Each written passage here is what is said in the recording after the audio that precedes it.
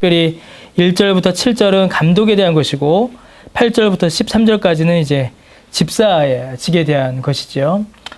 교회의 두 직분, 그러니까 감독과 집사, 이 두 직분에 대한 말씀이 디모데전서 3장의 말씀입니다.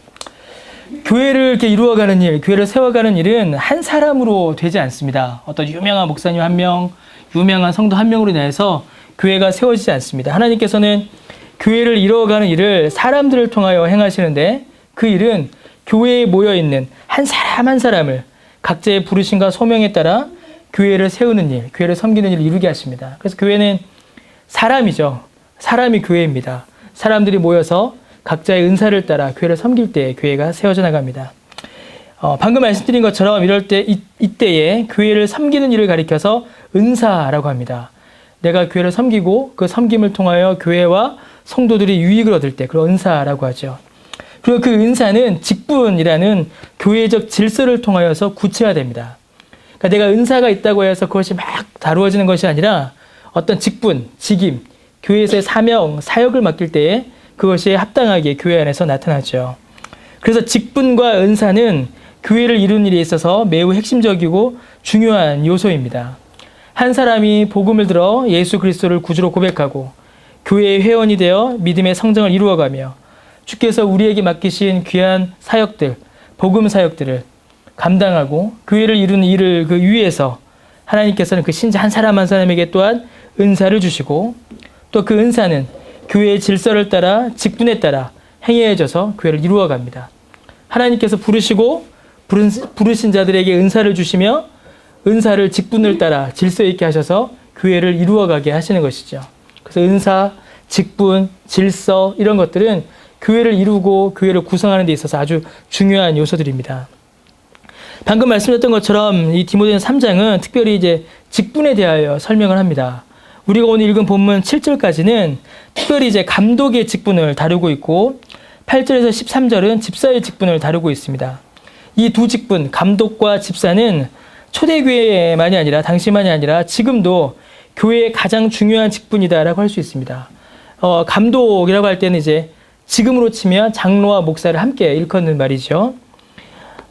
이를 항존직이라고 부릅니다. 감독과 집사를 항존직이라고 합니다. 이 말은 이 직분을 받은 사람은 죽을 때까지 이 직분을 가지고 있다라는 그런 의미가 아닙니다. 저는 목사죠. 그래서 저는 죽을 때까지 목사.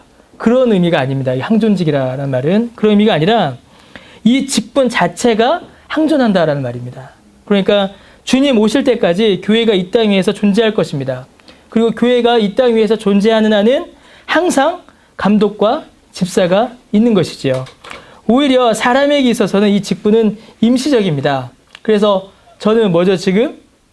목사인데 나중에 목사직을 벗을 날이 오게 되는 것이에요. 그래서 나중에 은퇴를 하게 되면 이제 더 이상 목사가 아닌 일반 성도, 평신도가 되는 거고요. 또 중간이라도 그럴 일은 없겠지만 혹시라도 제가 노예의 시무 사면을 요청하여서 목사의 그 직임을 벗게 되면 저는 또 목사가 아닌 겁니다. 그러니까 한 번 목사가 되었다고 해서 영원히 목사, 한 번 장로가 되었다고 해서 영원히 장로 이렇게 되는 것은 아니죠. 오늘 본문은 감독직을 다룹니다. 감독은 교회를 다스리고 살피는 직분을 가리킵니다. 감독을 가리켜서 에피스코페라고 이렇게 부른다고 해요. 이 말은 눈이 위에 있는 눈이라는 뜻입니다. 원래는 위에서 보는 눈이라는 뜻이에요. 그래서 교회를 관리하고 돌아보고 가르치는 그 일을 가리켜서 이제 감독이다라고 이야기합니다. 감독은 아까 말씀드렸던 것처럼 지금으로 하면은 목사와 장로직을 통칭하여 부르는 말입니다. 그래서 오늘날에도 이제 감독이라는 이 호칭을 쓰는 교회들이 많이 있습니다. 감리교 같은 경우는 아직도 감독, 비숍이라는 말을 아직도 쓰죠. 성공회 또 비숍이 존재하고요. 그리고 개혁주의 신학을 이렇게 주장하시는 장로교에서도 감독이라는 이 명칭을 쓰는 교회들이 아직도 있습니다. 저쪽에 독립개신교회 같은데, 성약교회 같은 데는 아직도 감독이라는 이름을 써요.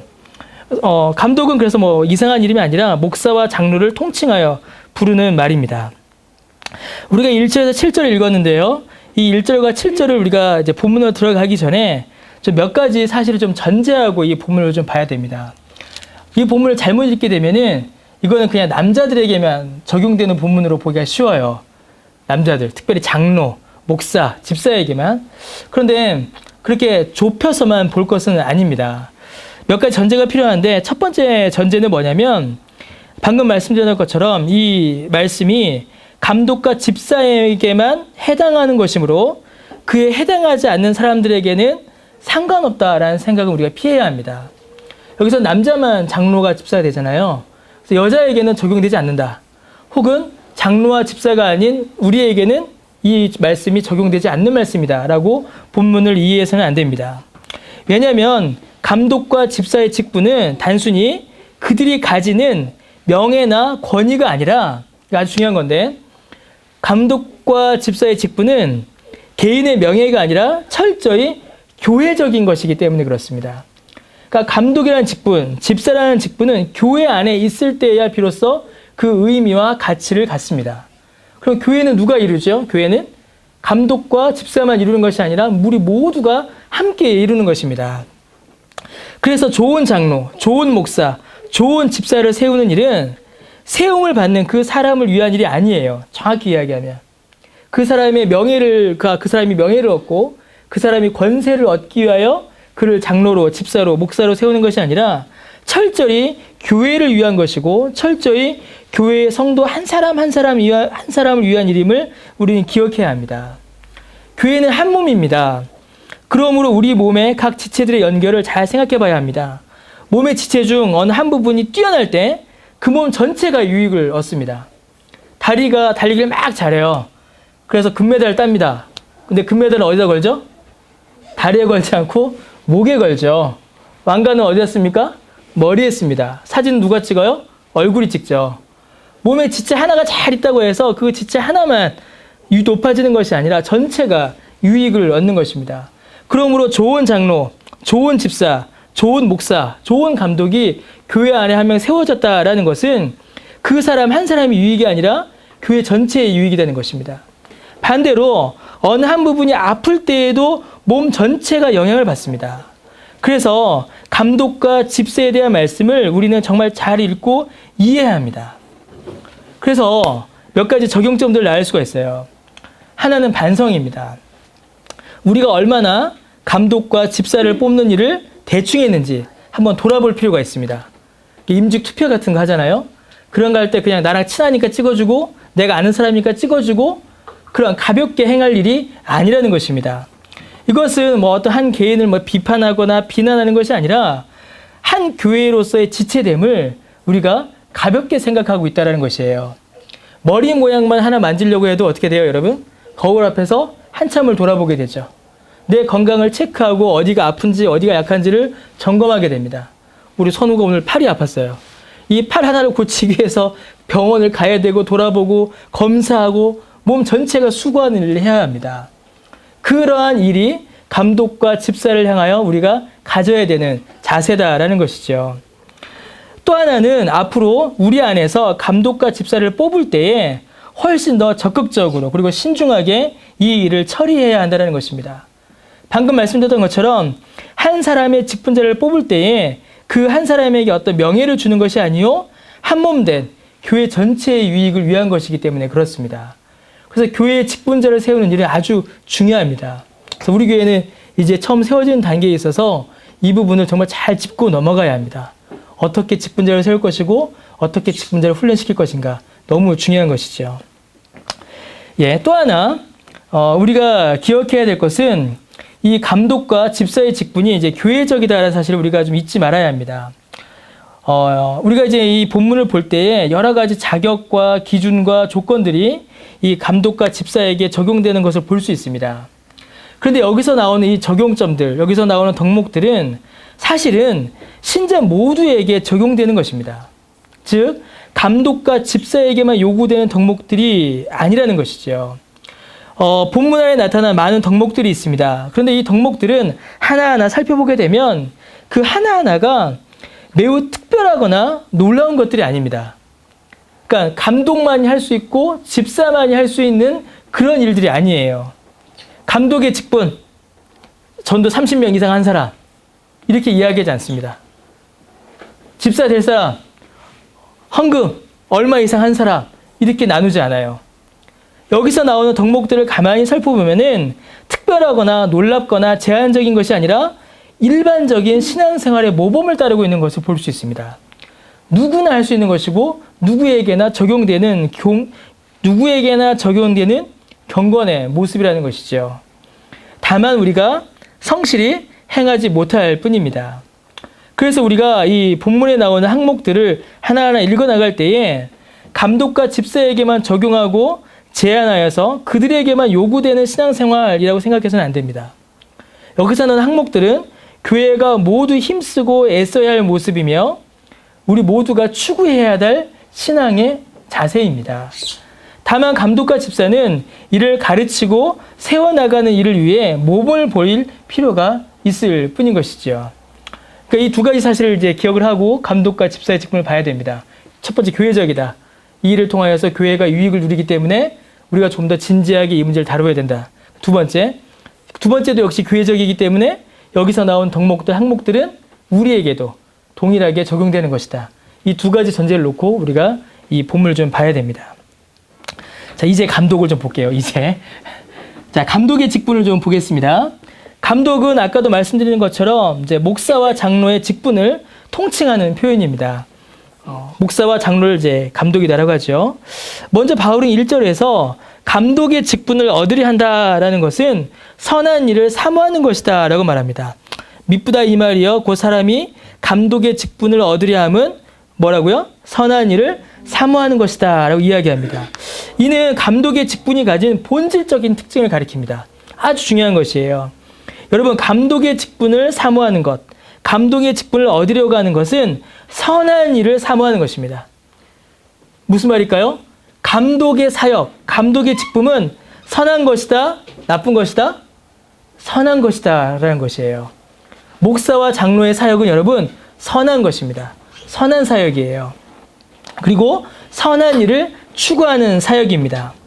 그래서 여러분, 이게 무슨 말이냐면 장로, 목사, 감독은 선한 일을 추구해야 한다는 것입니다. 감독이 되었습니다. 장로와 목사가 되었어요. 그때부터 그 사람의 목표, 그때부터 그 사람의 목적은 무엇이 되어야 한다? 선한 일이 되어야 한다는 것입니다. 그러면 여러분, 장로와 목사만 선한 일을 추구하나요? 아니죠. 우리 모두가 다 선한 일을 추구해야 합니다. 그런데 특별히 감독은 더욱더 선한 일을 추구해야 합니다. 이게 무슨 말일까요? 감독된 자는 사사로운 유익과 자기의 만족과 세상의 만족, 유익, 쾌락을 추구해서는 안 된다는 것입니다. 왜 그럴까요? 성경에서 선하다라고 할 때 이 선한 것은 하나님의 뜻에 합한 일을 가리킵니다. 가장 선한 분이 누구세요? 하나님이십니다. 가장 선하신 분은 하나님이시고 궁극적인 분은 하나님이십니다. 그러므로 선한 일은 하나님의 성품을 따르는 일이 선한 일입니다. 하나님의 성품이 드러나고 하나님의 성품을 따르고 하나님을 닮아가는 것이 바로 선한 일이죠. 예수님이라면 어떻게 하셨을까? 이렇게 하셨을 거야. 그게 선한 일입니다. 다른 게 선한 일이 아니에요. 그러므로 감독은 여러분 하나님의 뜻을 따라 일해야 합니다. 그래서 감독에게 가장 필요한 것은 하나님의 뜻에 대한 민감함이고 하나님의 말씀에 대한 순종이며 하나님의 거룩하신 성품을 드러내는 일에 모든 목적을 두어야 합니다. 이게 감독이에요. 목사와 장로는 그 삶에 있어서 하나님이 드러나야 합니다. 하나님의 성품을 드러내는 데에 자기의 모든 사역의 초점, 삶의 초점을 거기에 두어야 합니다. 그러면 목사와 장로만 거기만 두면 되나요? 아니죠. 우리 모두가 거기에 둬야 합니다. 모두가. 그러나 목사와 장로에게는 그러한 직분이, 그러한 책임이 조금 더 요구된다라는 것입니다. 모든 신자에게 그러하지만 특히 감독된 자는 더욱 그러해야 하고 교회와 성도 역시 감독을 투표로 선출할 때에 과연 그의 삶이 하나님의 말씀과 뜻에 합하는 선한 삶인가? 그가 참으로 선한 삶을 살기에 합당할 만한 그런 하나님의 말씀에 대한 이해가 있는가를 살펴야 합니다. 하나님의 말씀을 잘 깨달아 알아 그 뜻에 순종하기를 기뻐하는가? 그거를 우리가 살펴봐야 한다는 것이죠. 그러한 면을 살피지 못한 채로 감독이 된 자들은 선한 일을 도모하지 않고 자기에게 유익한 일을 도모하게 됩니다. 그리스도의 몸의 유익을 구하지 않고 자신의 육체와 명예의 유익을 도모하게 됩니다. 그로 인한 피해는 누가 질까요, 여러분? 그로 인한 피해는 고스란히 그리스도의 몸된 교회와 성도들이 당하게 되는 것입니다. 선한 일을 추구해야 합니다. 감독은. 근데 어디서의 선한 일인가를 우리가 봐야 합니다. 그러니까 다음 주에 결론에서 나올 부분인데, 우리 디모데전서는 세 영역을 계속 이야기해요. 세 가지 영역. 하나는 교회입니다. 교회 안에서 선한 일을 추구해야 합니다. 당연하죠. 두 번째는 어딜까요? 가정입니다. 가정에서 선한 일을 추구해야 돼요. 세 번째는 어딜까요? 세상입니다. 디모데전서 1장부터 7절은 계속해서 그 세 가지 영역을 반복적으로 강조합니다.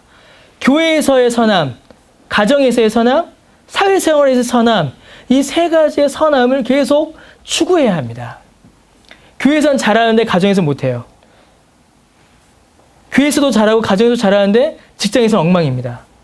그러면 적절하게 감독의 직분을 감당하지 못한다는 것이죠. 좀 더 확대해 보면은 신자의 바른 삶은 교회와 가정과 사회에서 나타난다는 것입니다. 그 내용들을 우리가 계속 살펴봅니다. 감독은 그래서 어떤 사람이어야 되냐면 2절에 책망할 것이 없는 사람이어야 합니다. 우리의 인격과 본성이 어떻게 여러분 아무런 책망받을 일이 없을 수가 있겠어요. 우리는 완벽하지 않습니다. 그러므로 이 말은 도덕적인 완전 무결, 완전한 성화의 상태를 가리키는 말이 아닙니다. 책망할 것이 없어야 된다라는 말은. 그런 사람은 있을 수도 없고 만약 그런 사람만이 감독이 된다면 아무도 할 수 없죠. 1차적으로는 제가 이제 목사를 못하죠. 책망할 것이 없는 사람, 전혀 없는 사람만이 목사의 직분을 감당할 수 있다. 그럼 저는 이제 못합니다. 애초에 신학교를 들어가지도 못했을 거예요. 여기서 말하는 책망할 것이 없어야 한다라는 이 말씀은 그렇게 또 완전한 도덕적 완전 무결함을 가리키는 것이 아니라 그 삶 가운데에 나타나는 선한 삶의 열매를 말하는 것입니다. 조금이라도 작게라도 점진적으로 그 삶에서 드러나는 성령의 열매들, 곧 성화의 결과들을 요구하는 것이에요. 여러분, 사람이 아무리 완전하지 않고 여전히 연약한 가운데 있다 하여도 이 연약함도 다음 주에 다시 한번 보겠습니다. 우리가 볼 때에 정말 성화의 열매를 맺으며 훌륭한 신앙 인격을 소유하며 인격의 변화를 나타내 보이는 사람들이 여러분 있습니다. 여러분 없으신가요? 없으세요? 저는 여기서 다 봤는데요. 여기 권사님만 빼고 저 수연자만 빼고 다 어느 정도의 성화의 열매를 맺는 걸 저는 다 본 사람들인데 다들 표정들이 그렇죠? 가만히 보면 여러분 가만히 보면은 그렇죠. 우리의 선한 마음이 우리의 양심이 내가 변했다는 사실을 인정하기가 참 부끄러울 정도로 우리 안에 맺어진 성화의 열매는 아주 조금일 수 있어요. 그러나 그 열매도 나타난다는 것입니다.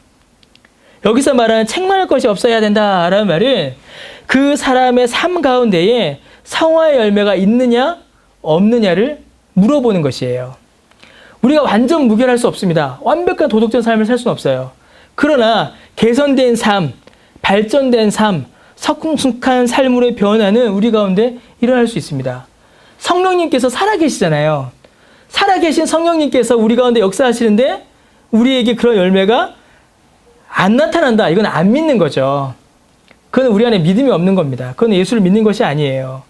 예수를 믿는 믿음은 살아계신 성령님의 역사로 말미암아 우리 안에 그런 변화의 열매가 나타납니다. 여기서 말하는 책망할 것이 없어야 된다는 말은 바로 그것을 이야기하는 것입니다. 과연 그 삶 가운데에 성화의 열매, 성령의 열매를 맺고 있는가? 그것을 묻고 있는 것이죠. 아까도 말씀드렸지만 그래서 이 세 가지의 영역, 교회와 가정과 사회란 이 세 영역에서 그 거룩의 열매, 성화의 열매가 있는가를 확인하고 물어봅니다. 그건 이제 계속 또 살펴보겠습니다.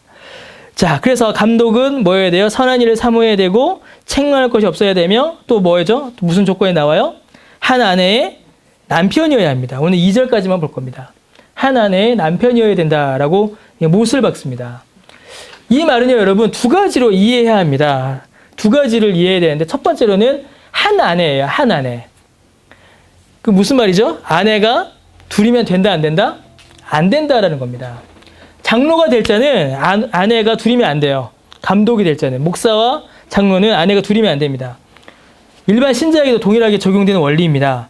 자, 여러분, 하나님이 만드신 부부는 일부 일처인가요? 일부 다처인가요? 일부 일처입니다. 일부 일처가 성경적이에요. 그런데 창세기 3장에서 아담과 하와가 타락하고 에덴에서 쫓겨나죠. 그리고 4장에서 가인과 아벨 사건이 나옵니다. 죽이는 사건이 나와요. 그리고 가인이 여호와 앞을 떠납니다. 4장 몇 절이죠? 4장 몇 절에 보면은 가인이 여호와 앞을 떠났더라라고 기록되어 있어요. 이 말은 단순히 장소를 옮겼다는 말이 아닙니다. 에덴 동편 노 땅으로 갔다. 단순히 그것만이 아니라 가인이 이제는 하나님께 순종하지 않기로 결정했다는 그 의미예요. 하나님이 만드신 삶의 원리를 더 이상 순종하지 않겠다라는 선언입니다. 가인이 하나님 앞을 떠납니다. 그리고 나서 결혼을 하고 아이를 낳죠. 성을 쌓습니다. 그 성의 이름이 뭐죠, 여러분? 에녹성이죠, 에녹성. 예. 예. 이 에녹성이 바로 성경이 기록하고 있는 최초의 국가입니다. 인류의 국가예요. 근데 이 에녹성에서 창세기 4장 19절에 보면요. 예, 뭐가 등장하냐면 첫 번째 일부 다처가 등장합니다. 누구죠? 예, 라멕이죠, 라멕. 라멕이 두 아내를 맞이합니다. 그리고 이후로 일부 다처제가 성경의 여러 곳에서 나타나요. 자, 이 흐름을 제가 말씀드린 거는 이 일부 다처라는 이 제도가 분명히 하나님께서 최초에 만드신 부부의 관계는 아니고 분명히 또 하나는 죄의 결과로서 나타난 매우 중요한 상징적 현상이다라는 것입니다. 하나님께서는 분명히 한 남자와 한 여자가 결혼하게 하셨는데 한 남자가 다른 여자들을 많이 맺는다라는 것은 하나님이 최초에 만드신 창조의 원리를 깨는 것입니다. 여러분, 성경은 부부관계를 그리스도와 교회의 관계로 많이 연결하죠. 여러분, 그리스도께서는 오직 교회와만 관계를 맺으십니다. 그렇죠, 여러분? 그리스도는 오직 교회와만 관계를 맺으십니다. 그래서 그리스도의 신부는 오직 뭐죠? 교회입니다. 그리스도께서 교회와도 관계를 맺으시고 그리스도께서 절과도 관계를 맺으시고 그리스도께서 힌두교 사원과도 관계를 맺으시고 그리스도께서 세상과도 관계를 맺으시고 그렇게 하지 않으셨습니다. 그리스도께서는 오직 하나님께서 맺어주신 그리스도의 아내인 그리스도의 신부인 교회와만 관계를 맺으셨습니다. 여러분, 이 원리가 부부관계에 그대로 적용되는 것이에요. 이게 왔다 갔다 하는 겁니다, 원리는. 그래서 남편은 오직 한 아내만을 취해야 합니다. 일부 일처가 성경적이고 하나님의 뜻에 부합하는 것입니다. 자, 그런데 여기서 한 발짝 더 나아가야 합니다. 어떤 게 나아가야 되냐면 그 당시 시대적 상황을 우리가 좀 봐야 합니다. 여기서 바울이 이렇게 엄격하게 한 아내라고 이렇게 딱 못을 박는 이유는 그 당시에 가지고 있었던 일부 다처제 때문에 그렇습니다. 그 당시에는 일부 다처가 많았습니다. 아주 많았어요. 횡행했죠. 왜 그렇게 일부 다처가 많았을까요? 몇 가지의 사회적 이유가 있습니다. 첫 번째로는 순전히 뭐예요? 쾌락을 즐기기 위해서 여러 명의 처를 주기도 했습니다. 순전히 육체의 쾌락을 즐기기 위해서. 두 번째는 뭐죠? 중요한 건데, 예? 예, 전쟁이에요. 비슷한 건데 노동력 확보입니다. 노동력 확보. 예, 애를 많이 낳아야 뭐가 있어요? 노동력이 있으니까요. 그건 전쟁과도 같은 맥락이죠. 세 번째 뭐죠? 자기 세고하십니다. 내가 그만큼 돈이 많고 권력이 있다. 경건한 부부의 쌍, 경건한 부부의 사랑, 내 뼈요, 내 뼈 중에 뼈요, 내 살 중에 살이다 라는 온전한 사랑의 관계는 그 안에 나타나지 않습니다. 육체의 쾌락을 즐기거나 노동력을 확보하거나 나를 과시하기 위한 수단으로 이 일부 다처가 그 안에서 자리 잡기 시작한 겁니다. 여러분, 하나님만을 의지하여 하나님의 뜻에 부합한 삶을 사는 일에 일부 다처는 적절하지 않습니다. 교회적이지도 않고 성경적이지도 않죠. 그래서 바울은 감독의 직분은 오직 일부 일처, 한 아내의 남편에게만 가능한 것임을 주장합니다. 세상이 다 하고 여러 가지 이유와 목적이 있지만 그런 것들을 포기하고 성경적 원리에 충실한 사람이 감독의 직분을 감당할 수 있는 것입니다. 이게 아주 중요한 것이에요. 단순히 일부 일처, 물론 그 자체도 중요하지만 세상이 다 좋아하고 세상이 모두 좋다고 하고 세상이 모두 다 휩쓸려 가지만 하나님의 뜻에 부합하지 않는다면 그것을 내 삶의 원리로 받아들이지 않는, 믿음을 지키는 그 삶의 원리를 감독에게 요구하는 것입니다. 우리 모두에게 요구하는 것이죠. 교회는 이러한 신앙의 원리, 삶의 원리를 우리가 가지고 있어야 합니다. 성경적 원리를 따라 순종하는 사람이어야 한다는 것이죠. 또 하나, 남편이어야 합니다. 남편. 이 말은 뭐죠? 남자가 이 일을 감당해야 한다는 말씀입니다. 남자가. 남편이라는 말을 쓰니까요. 지난주에도 한번 우리가 잠깐 살펴본 것 같이 지금 디모데전서 1장, 2장, 3장을 거쳐오면서 남자와 여자를 이제 구별하고 있는 것을 볼 수 있습니다.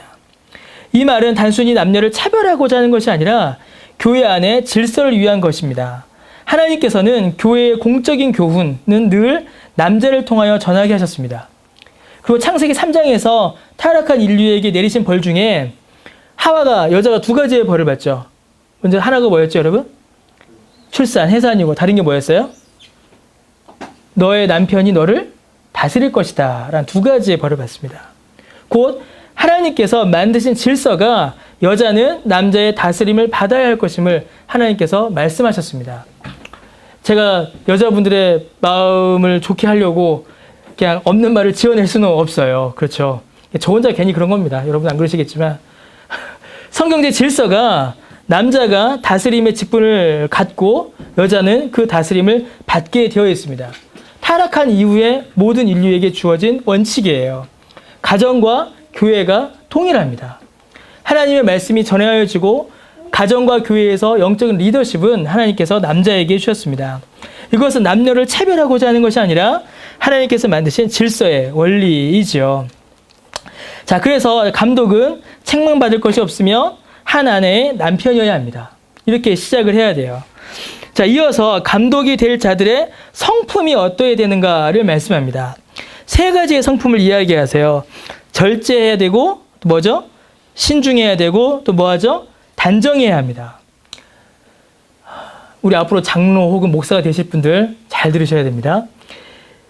감독은 먼저 절제가 있어야 됩니다. 절제해야 됩니다. 왜 그럴까요? 왜 감독은 절제해야 될까요? 절제해야 됩니다. 왜냐하면 자신의 뜻을 관철하고 펴기 위하여 감독의 직분을 감당하는 것이 아니기 때문에 그렇습니다. 내 뜻, 내 비전, 내 욕심, 내가 하고 싶은 것을 하기 위하여 목사나 장로가 되는 것이 아니기 때문에 그렇습니다. 그래서 어떻게 해야 돼요? 철저히 자신을 절제해야 됩니다. 내가 하고 싶은 거, 내가 하고 싶은 말, 내가 하고 싶은 행동을 절제하고 억눌러야 합니다. 왜냐하면 내가 하는 일은, 감독이 하는 일은 교회를 위한 일이요, 성도의 유익을 위한 일이기 때문에 그렇습니다. 내가 하고자 하는 말이, 내가 하고 싶은 행동이 성도와 교회에게 해가 된다면 절제해야 됩니다. 억눌러야 합니다. 여러분, 가정에서도 동일한 것이에요. 가정에서 동일하게 이것이 적용되어야 합니다. 그래서 제가 저한테 일어난 변화인데, 제가 부목사 할 때보다 개척하고 나서 좀 줄었어요. 예, 아무도 인정을 하지 않을 수도 있지만, 예, 줍니다. 떡볶이? 예, 페이스북이 줄어요. 확실히 줄어요. 말에 대한 책임이 너무 큽니다. 정말 무서워요. 예전에는 피곤하다라고 한마디 쓰는데, 이제는 피곤하다 한마디 쓰면 교인들이, 우리 목사님, 우리가 괴롭혀서 피곤한가? 이렇게 생각할까봐 그렇게 생각하지 않겠지만, 조심스러워집니다. 굉장히 조심스러워져요. 감독은 조심해야 됩니다. 절제해야 됩니다. 교회에서, 그리고 가정에서 영적 리더십을 맡은 자들은 절제가 필요합니다. 두 번째, 신중해야 합니다. 왜 그렇죠? 사역 하나하나가 성도 개개인과 교회 전체에 매우 중대한 영향을 끼치기 때문에 그렇습니다. 절제와 같은 맥락이죠. 목사의 말 한마디, 장로의 행동 하나가 교인 한 명을 교회에서 살릴 수도 있고 교인 한 명을 교회에서 죽일 수도 있습니다. 리더십이 그래서 무서운 겁니다. 책임 있는 리더십이 진행되기 위해서는 정말 신중해야 합니다. 우리 모두에게 적용되는 것이죠. 그리고 또 하나, 단정해야 합니다. 이 단정하다라는 말은요, 이제 그 원문을 보게 되면 질서가 잡힌이라는 의미예요. 원래는 그게 더 정확합니다. 질서가 잡힌. 단정하다 그러니까 외모를 꾸미는 것 같잖아요. 근데 실제로는 질서가 잡힌입니다. 그러니까 그 삶에 있어서 규모와 질서가 있는 자라는 것이죠. 어떤 사람이에요? 막 사는 게 아닌 겁니다. 함부로 막 사는 것이 아니라 질서와 규모를 가지고 사는 것이고, 또 하나, 이 본문 전체에서 말하는 질서가 있는데 순종의 질서가 여기서 나타납니다. 그러니까 자녀는 부모에게 순종하고 교회의 가르침에 순종하는 그 순종함의 질서, 그 질서가 있어야 된다는 것이죠. 절제와 신중과 질서, 이 세 가지가 감독에게 요구되는 성품입니다. 저는 이제 큰일 난 거예요. 이거 들으면 저도 막 놀랐습니다. 어떻게 하나. 그런데 우리에게 뭐가 있죠? 기도와 훈련이 있습니다. 예, 훈련해야 돼요. 이런 것들을. 기도로 우리 안에서 키워나가야 합니다. 성품만이 아니라 이제 감독이 감당해야 될 사역이 있습니다. 사역이 두 가지가 나와요. 두 가지 사역을 감독은 감당해야 됩니다. 첫 번째 사역이 뭘까요? 나그네를 대접하는 겁니다. 나그네를 대접하는 거. 우리말로는 이제 나그네 대접이다라고 되어 있죠. 근데 원문을 보게 되면은 좀 더 정확한 의미는 이제 손님을 잘 대접하는 겁니다. 그러니까 집에 찾아온 손님. 그래서 우정, 이게 필로스라는 그 단어를 사용하는데 집에 찾아온 손님 혹은 친구, 이웃을 접대하고 호의를 베푸는 것. 이것을 가리켜서 나그네를 대접한다라고 이야기합니다. 그 당시 상황으로 여러분 몇 가지 이해가 필요합니다. 그 당시에 집에 찾아온 가장 중요한 손님은 어떤 사람들이었냐면 순회 전도자들이었습니다. 그러니까 바울과 같은 사람들이었죠. 여기저기 다니면서 복음을 전하던 이 순회 전도자들이 그 당시에 매우 중요한 손님들이었습니다. 그래서 이들을 잘 대접하고 돌보는 일은 그 당시 장로들에게 있어서 가장 중요한 사역 중 하나였습니다. 그래서 요한 3서를 보게 되면 이 문제를 매우 자세하고 중요하게 다루고 있음을 우리가 볼 수 있습니다. 그래서 손님 대접, 나그네 대접은 적극적인 복음 사역의 협력을 말하는 것입니다. 복음 사역을 열심히 후원하는 것이죠. 오늘로 치면 뭐죠? 선교사님들의 사역을 돕는다거나 목사의 복음 사역을 협력하는 그런 일들을 의미하는 것입니다. 뿐만 아니라 이 일은 구제의 성격도 같이 가집니다. 그 당시에 어려운 사람들을 교회와 가정으로 초대하여서 환대함으로 식사를 대접하여 도움을 주는 그런 일들이 이제 여기에 포함되는 것이죠. 여러분, 이러한 감독의 직분은 오늘 우리에게도 동일하게 적용되어야 합니다. 그래서 감독은 찾아가서 신방하는 것만이 아니라 자신의 집으로 성도들을 초청하는 일을 해야 합니다. 이거 아주 중요합니다. 어떤 그 목사님께서 강의 중에 얼마 전에 이제 들었던 강의 중에 이 부분에 대해서 아주 진지하게 질문하셨어요. 목사님들에게 질문합니다. 신방만 하십니까? 초청도 하십니까? 라고 질문하시더라고요. 성경적 원리는 집으로 초청도 하는 겁니다. 그래서 자신의 집으로 사람을 초대하여야 합니다. 감독은. 왜냐하면 많은 성도들이 신방하지만 어떤 분들은 신방 받기가 어려운 분들이 있으세요. 그럼 그분들은 자신의 집으로 초청하여 환대하고 돌보며 그들에게 맛있는 음식을 제공하며 돌보며 살피는 일을 해야 합니다. 이게 감독의 직분입니다. 목사는, 장로는 가정으로 초청하여 환대하고 그들을 돌보고 영적 형편을 돌아볼 수 있어야 됩니다. 그래서 여러분, 우리 어릴 때만 해도 저 어릴 때만 해도 저 기억에 다 뭐 비슷하네요. 어릴 때 장로님 댁, 목사님 댁 쳐들어가서 라면 끓여 먹고 놀던 기억이 저는 있어요. 여러분도 아마 있지 않을까 싶습니다. 우리 어릴 때는 그런 기억들이 있었거든요. 집사님 댁, 전도사님 댁 가서 놀고 막 그랬던 기억이 있어요. 그런데 오늘날은 여러분 이런 일들이 많이 드물어졌습니다. 그래서 저도 좀 반성을 하는 거예요. 저도 이거 하면서 많이 반성이 됐는데 우리 집으로 초청하여 집에서 함께 이야기하고 음식을 나눈 일은 그저 밥 먹고 노는 것으로 그치지 않고 그것을 통하여 성도 간의 영적인 교제와 소통이 이루어집니다. 이 일은 감독에게, 특히 목사와 장로에게 매우 필요하고 중요한 일이죠. 여러분들에게도 그런 일들이 있으면 좋겠습니다. 결혼하여 가정을 꾸리고 또 집이 있으면 초청하여 함께 음식을 나누고 대화하고 기도하는 일들, 같이 막 예배드리고 이렇게 안 해드려도 함께 이야기 나누며 영육간 형편을 돌아보는 일들은 우리 가운데 참으로 필요합니다. 또 요구되는 감독의 사역이 있어요. 하나 요구되는 게 뭐냐면 또 뭐죠? 2절 뒷부분에 보니까 나그네 대접 잘하고 또 뭐 해야 되죠? 가르치기를 잘해야 됩니다. 감독에게 요구되는 또 하나의 중요한 사역은 잘 가르치는 일입니다. 여러분, 신약 성경을 이제 찬찬히 보게 되면 목사와 장로가 그렇게 뚜렷이 구별되지 않습니다. 이렇게 엄격하게 구별되진 않아요. 그래서 감독이라는 말로 이렇게 통칭하여서 이제 부르는 것 같습니다. 목사와 장로는 엄격하게 다스리는 일과 가르치는 일이 신약 성경에서는 잘 이렇게 구별되어 나타나지 않습니다. 오늘날 목사는 저 같은 목사는 이 두 가지 사역 모두에 참여합니다. 가르치는 일과 다스리는 일 두 가지를 다 감당해요. 그런데 장로에 대해서는 다스리는 일만을 참여하게 하지 가르치는 일에는 참여하는 경우를 잘 보지 못합니다. 요즘에는. 그렇죠. 여러분 장로님들 설교하시는 거 여러분 혹시 본 적 있으세요? 있죠. 예. 원래 목사가 자리에 없을 때, 교회 없을 때는 장로님들이 설교도 하셨고 가르치는 일도 하십니다. 그게 맞습니다. 그런데 오늘날 많은 교회들에서 장로의 가르치는 사역에 대해서 이렇게 진지하게, 신중하게 생각하지를 않습니다.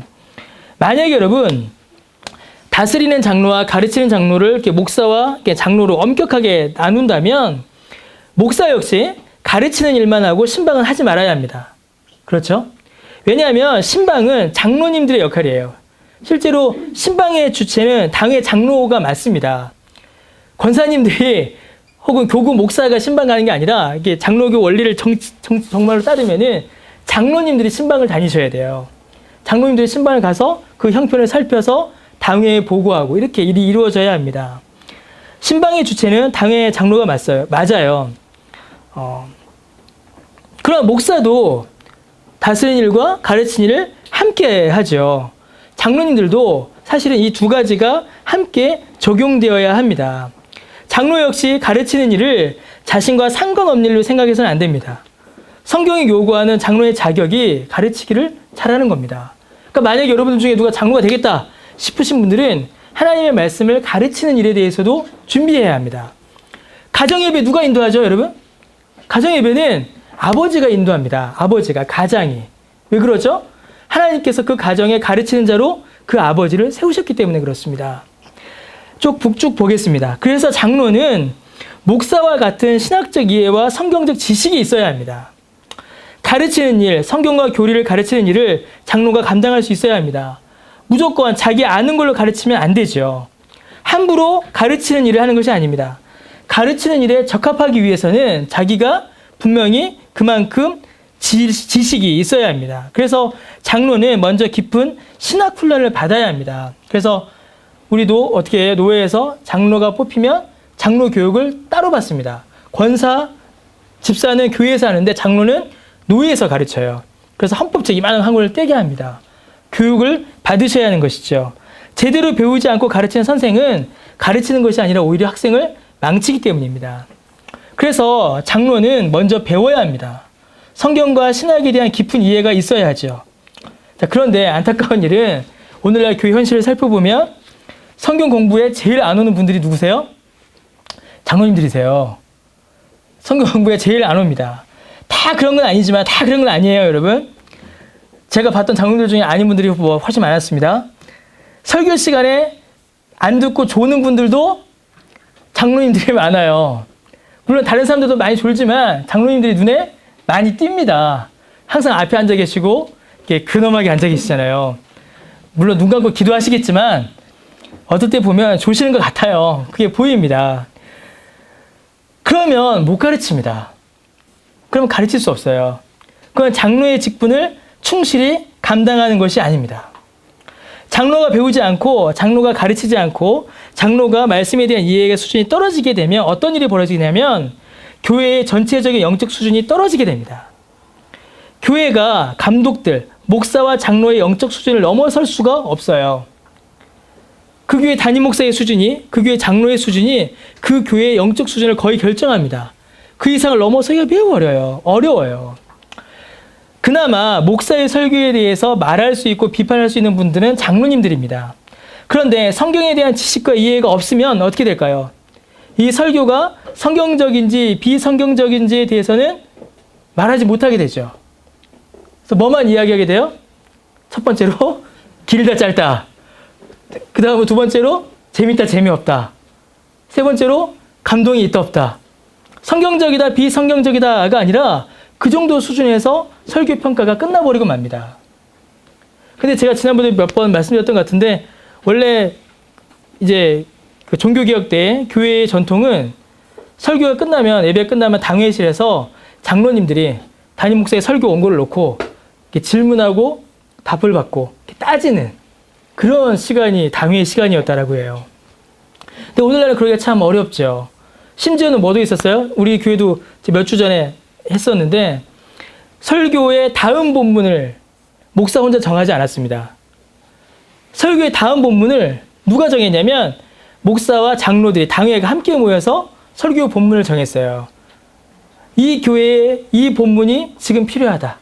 이 교회가 지금 우리 교회 형편에 이 본문의 말씀을 읽는 것이, 배우는 것이 우리 성도들의 영적 유익을 위하여 필요하다라는 것들을 장로님들이 쭉 알아와서 목사님과 상의하여 그 다음 본문을 정했습니다. 그렇게 하려면 어떻게 돼요? 장로님들이 성경에 대한 이해가 있어야 합니다. 그게 정말로 성도들을 돌보는 것이에요. 성도들의 영적 형편을 정말로 돌보는 겁니다. 성도들을 위하여 기도하고 성도들에게 필요한 말씀이 무엇인지를 돌보아 목사에게 요구하는 것. 이게 참으로 감독의, 장로의 직분이요. 그게 사역인 것이죠. 그런 일이 없으면 여러분, 교회의 영적 수준은 공두박질칩니다. 그냥 무너져 버려요. 여러분, 감독의 조건, 성품, 사역 이렇게 세 가지를 살펴봤습니다. 결국 하나님의 말씀에 대한 자세와 이해, 그리고 말씀에 대한 순종, 성화의 열매가 감독에게 요구되는 덕목입니다. 여러분, 이러한 덕목은 감독들, 목사와 장로에게만 요구되는 것이 아니라 교회 모든 성도들에게 요구되는 것임을 우리가 다시 한번 확인해야 합니다. 그래서 이렇게 이해하셔야 돼요. 이러하기 때문에 저 사람은 감독이 되는 것, 이게 아닙니다. 그게 아니라 이러한 사람들이 이렇게 있는데 이러이러한 사람들 중에 당신에게 감독의 직분을 교회가 맡깁니다. 이게 맞는 겁니다. 그게 뭐죠? 감독들보다 훨씬 영적 수준이 높으신 분들도 계실 수 있는 거예요. 감독이 되었으나 영적 수준이 아직 모자란 분도 있을 수 있는 겁니다. 그건 연약함이죠. 그건 훈련으로, 배움으로 채워나가면 되는 것이에요. 중요한 것은 방금 우리가 살펴본 모든 내용들이 감독에게도 요구되지만 우리 모두에게도, 교회에게도 필요하고 적용되어야 될 신앙의 자세라는 것입니다. 교회의 영적 수준이 바닥인데 그 안에서 훌륭한 감독이 나올 수 있을까요? 나올 수 없습니다. 교회의 영적 수준이 바닥까지 떨어졌는데 그 안에서 훌륭한 목사와 장로가 나올 수가 없어요. 반대로 교회의 영적 수준이 높아요. 하나님의 말씀에 대한 이해가 높고 경건합니다. 그런데 그 안에서 엉망인 감독이 나올 리도 없어요. 결국 감독의 조건과 자격은 모든 교회가 힘써 추구해야 할 신자의 삶이고 교회가 집중해야 할 사역의 목표입니다. 경건함 중에 감독의 직분을 교회가 맡겨서 그가 교회를 섬기도록 이끌어가는 것이죠. 이러한 일들이 교회가 감당해야 될 일이고 우리가 이제 감당해야 될 일이고 여기 계신 분들이 앞으로 감당해야 될 일입니다. 그래서 저는 이제 디모데전서가 우리 교회에 지금 필요하다고 저는 참 생각을 해요. 교회를 하나하나 쌓아나간 이 일들이. 그래서 한 10년쯤 지나서 저는 마음만 되면 그냥 바로 장로 세우고 결혼한 35만 넘는 사람은 그냥 투표해서 세우고 싶은 욕심이 막 있어요. 저는 언젠가 우리 교회도 세워지겠죠. 그 세워질 때에 그 세워진 장로님을 통하여서 우리 열매 맺는 교회가 큰 유익을 얻고 또 다른 교회들도 마찬가지입니다. 귀한 직분자 한 명을 통하여 교회가 귀한 영적 유익을 얻는 그런 일들이 우리 안에 좀 더 풍성히 이제 나타나기를 바랍니다. 예, 기도하겠습니다.